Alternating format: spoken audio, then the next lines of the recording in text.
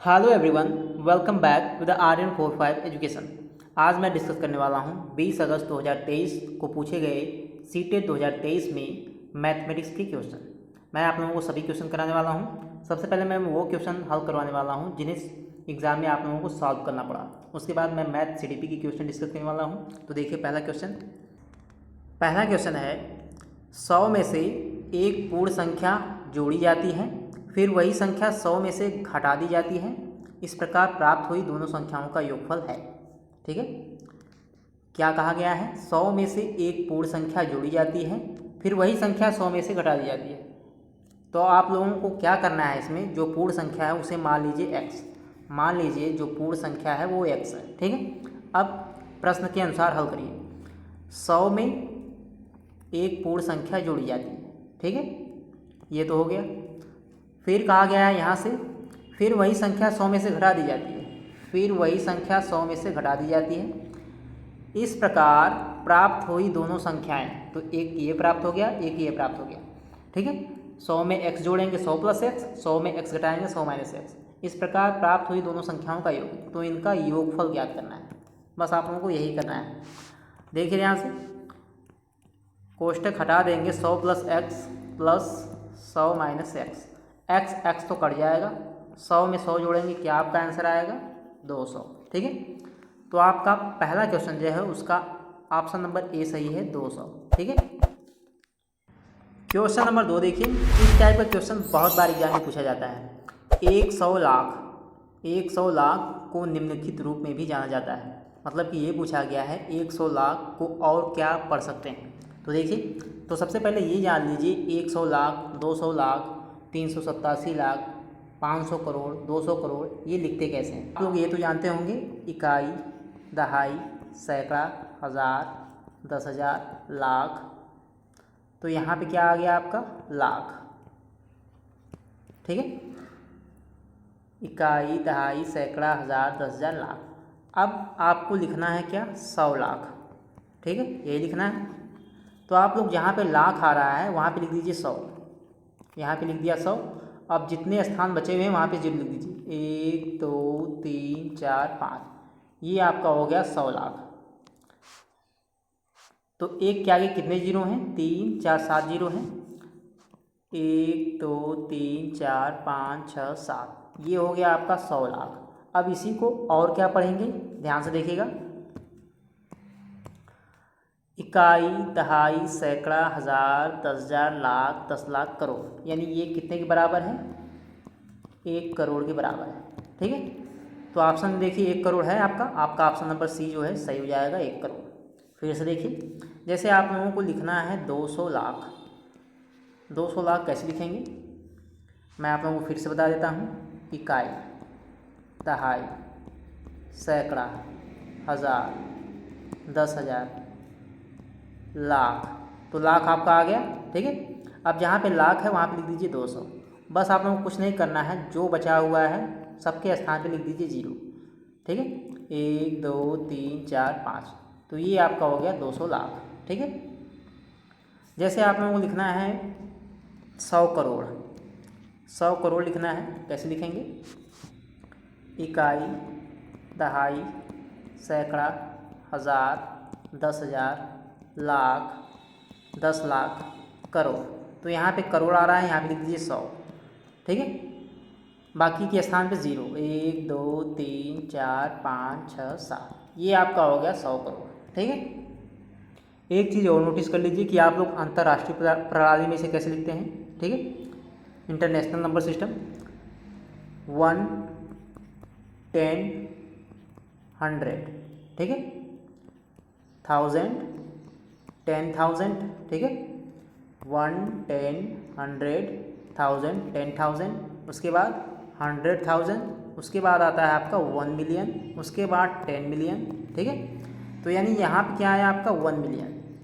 1 million बराबर होता क्या है? 10 लाख। ठीक है, 1 मिलियन के बराबर होता है 10 लाख। जैसे देखिए ध्यान से, यहाँ पे आएगा इकाई, दहाई, सैकड़ा, हज़ार, 10,000, लाख। यहाँ पे क्या आया आपका? 10 लाख। और इसी जगह पे क्या आया? 1 मिलियन। तो 1 मिलियन बराबर होता है 10 लाख। ठीक है, 1 मिलियन बराबर क्या होता है 10 लाख। तो इस प्रकार भी आप लोग जानते रहिए, ठीक है।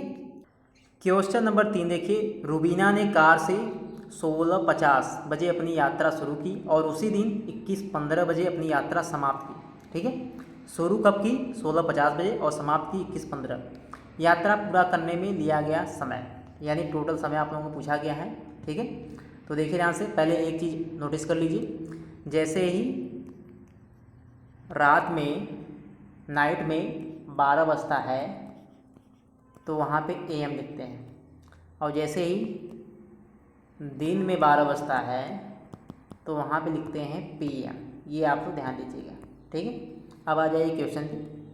अब देखिए 16:50 बजे यात्रा शुरू की। अब देखिए यहाँ पे 13, 14, 15, 16 ये भी समझ लीजिए। जैसे ही दिन में 12 बजेगा वहाँ पे PM होगा। 12 के बाद क्या आएगा? 1 बजता है, ठीक है, तो उसी को बोलते हैं 13, ठीक है। 13 के बाद 14 आएगा, यानी 2 बज जाएगा। 14 के बाद 15 यानी 3 बजेगा। 16 यानी 4 बजेगा। तो यहाँ पे है 16:50, ठीक है। तो 16:50 ये आपका PM है, ठीक है। तो इसे क्या कहेंगे? 4:50, ठीक है। तो यहाँ पे इसे समझिएगा, ये आपका है 4:50 PM, ठीक है। रुबीना ने 4:50 पर अपनी यात्रा शुरू की और उसी दिन 21:15। अब 21:15 कब आएगा? देखिए ध्यान से, 21:15 आप लोगों को 12 से लेना है, ठीक है। तो अगर 12 से गिनेंगे तो ये आपका हो जाएगा 9:15, ठीक है। अब देखिए आप लोग क्या करेंगे, 9:15 में से 4:50 घटा देंगे, 9:15 में से 4:50 माइनस करेंगे, या तो आप लोग डायरेक्ट माइनस कर सकते हैं 21:15 में से 16:50। अब देखिए माइनस कैसे करना है ये भी सीख लीजिए। जैसे दिया गया है 21:15 और आपको इसमें से घटाना है 16:50। कैसे घटाएंगे? देखिए ध्यान से। अब इधर देखिए 15 कम है, 50 ज़्यादा है, तो आप लोग क्या करेंगे, 21 से यहाँ पे उधार जाएगा, तो यहाँ पे तो हो जाएगा 20। अब 21 से 1 जाएगा तो इसमें 60 मिनट ऐड हो जाएगा। 15 + 60 यहाँ पे आ जाएगा 75 हो जाएगा, क्योंकि 1 घंटे बराबर 60 मिनट। तो 21 से ये तो 20 हो गया और यहाँ पे 75 हो जाएगा, और यहाँ पे वैसे ही रहेगा 16:50 घटा दीजिए, 5, 2 और यहाँ पे आ जाएगा 4, ठीक है। तो यानी टोटल समय अंतराल कितना है? 4:25, 4 घंटे 25 मिनट। इसका मतलब क्या है? 4 घंटे 25 मिनट। यात्रा पूरा करने में लिया गया समय 4 घंटे 25 मिनट, ठीक है। या तो 16:50 आप लोग आसानी से करना चाहते हैं तो इसको लिखेंगे 4:50, और 21:15 है इसे लिखेंगे 9:15। तो 9:15 में से घटाना है 4:50, 9:15 4:50। फिर से वही काम करना होगा, इसमें से 1 यहाँ पे जाएगा, यहाँ पे 8 हो जाएगा, यहाँ पे हो जाएगा 75 और यहाँ पे वैसे ही रहेगा। तो ये आपका आ जाएगा 4:25। इसका मतलब है 4 घंटे 25 मिनट। ये आपका आंसर आएगा, ठीक है।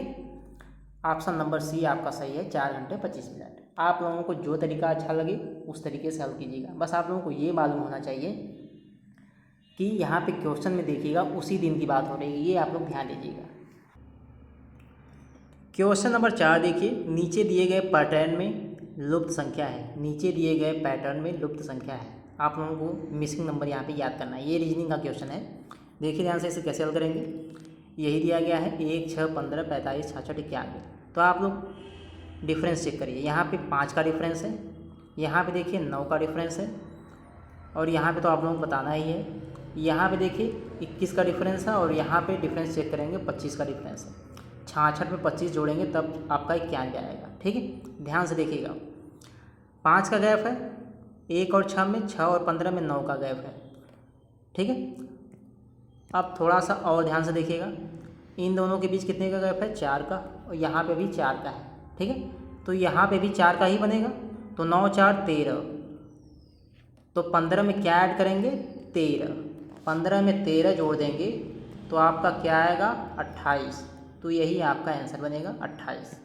आपका ऑप्शन नंबर B सही है, 28। फिर से देखिए, इसमें कितने का गैप है? 5 का, इसमें 9 का, यहाँ पे देखिए 21 का गैप है और यहाँ पे 25 का गैप है।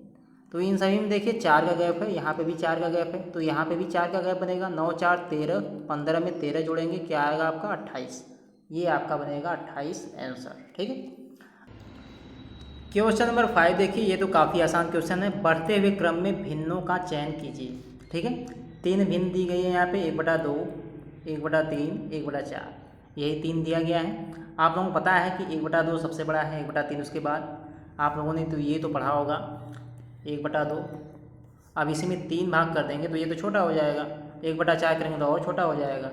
तो आप लोग ये तो सिंपल सी बात है, ये लोग जानते होंगे। तो आपका ऑप्शन नंबर इसमें सी सही है। देखिए 1/2 सबसे बड़ा है, 1/3 उसके बाद 1/4, यही है आपका, एकदम क्रम से लिखा गया है। ठीक है। आगे क्वेश्चन नंबर 6 देखिए, निम्नलिखित में से कौन सी व्यवस्था संख्याओं को अवरोही क्रम में निरूपित करती है। ठीक है, आप लोगों को 4 ऑप्शन दिए गए हैं। आप लोगों को ये बताना है कि इनमें से कौन सा वो ऑप्शन है जिनमें सभी संख्याएं जो हैं अवरोही क्रम में लिखी हैं। अवरोही क्रम का मतलब क्या होता है, घटते क्रम में। घटते क्रम मतलब कि पहले सबसे बड़ा आएगा, उसके बाद उससे छोटी, फिर उससे छोटी। ठीक है, जैसे इस प्रकार 9 8 7 6।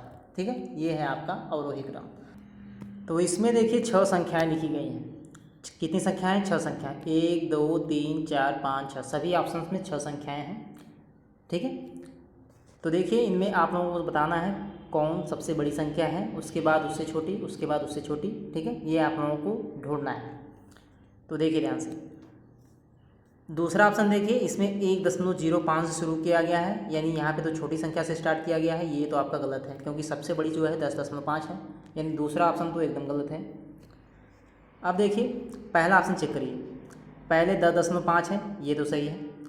अब 1.50, 1.055, 1.05, 1.005, 0.155, तो सबसे छोटी भी लास्ट में है, ये भी सही है। देखिए ध्यान से, 1.50, 1.055, ये भी सही है। 1.50 इससे बड़ा होगा। देखिए ध्यान से, 1.50 है और 1.055। कैसे चेक करेंगे? सबसे पहले एक है, यहाँ पे 5 है, यहाँ पे 0 है, तो यानी ये बड़ा हो गया, तो आपका ये तो सही लिखा गया है। इसके बाद है 1.055, 1.055 और 1.05, इनमें देखिए कौन सा बड़ा है? 1 1 0 0 5 5, यहाँ तक तो सेम है। अब यहाँ पे देखिए 5 है, यहाँ पे कुछ नहीं है तो 0, तो यानी ये तो हो गया बड़ा, यानी ये भी आपका सही लिखा गया है। ठीक है, अब देखिए उसके बाद 1.005 और 0.155, तो यानी आपका पहला ही ऑप्शन सही है और वही क्रम में लिखा गया है। ठीक है। क्वेश्चन नंबर 7 देखिए, संगीता एक साबुन खरीदना चाहती है जिसका मूल्य 10 रुपये है। उसके पास एक 5 रुपये का सिक्का, 2 1 रुपये के सिक्के, 5 50 पैसे के सिक्के हैं। उसे साबुन खरीदने के लिए कितनी धनराशि की ज़रूरत है? ठीक है, मतलब कि उसे साबुन खरीदने के लिए और कितनी धनराशि चाहिए। तो देखिए ध्यान से, यहाँ पे मैं लिख देता हूँ, ध्यान से देखिएगा, रुपीज, सिक्के, टोटल। मैं 3 कॉलम बनाकर आप लोग समझा देता हूँ। देखिए ध्यान से, पहला दिया गया है, उसके पास एक 5 रुपये का सिक्का। 5 रुपये के कितने सिक्के हैं? 1। ठीक है, तो टोटल रुपये कितने बनेंगे? 5। अब 5 रुपये का एक ही सिक्का है तो 5 रुपये बनेंगे। ठीक है, यहाँ पे देखिए 2 1 रुपये के सिक्के, 2 1 रुपये के सिक्के हैं, 2 सिक्के हैं 1 रुपये के, तो टोटल कितने बनेंगे? 2 रुपये बनेंगे। ठीक है, 1 रुपये के 2 सिक्के हैं तो 1 + 1 2 रुपये बनेंगे। और देखिए यहाँ पे 5 50 पैसे की, 5 50 पैसे के सिक्के हैं, 5 सिक्के हैं 50 पैसे के। अब यहाँ पे देखिए पैसे, तो यहाँ पे टोटल रुपये कितने बनेंगे? 5 × 50, 250 पैसे, यानी इसे जब रुपए में बदलेंगे तो 2.50 रुपये। ठीक है, तो यहाँ पे आ जाएगा 2.50 रुपये।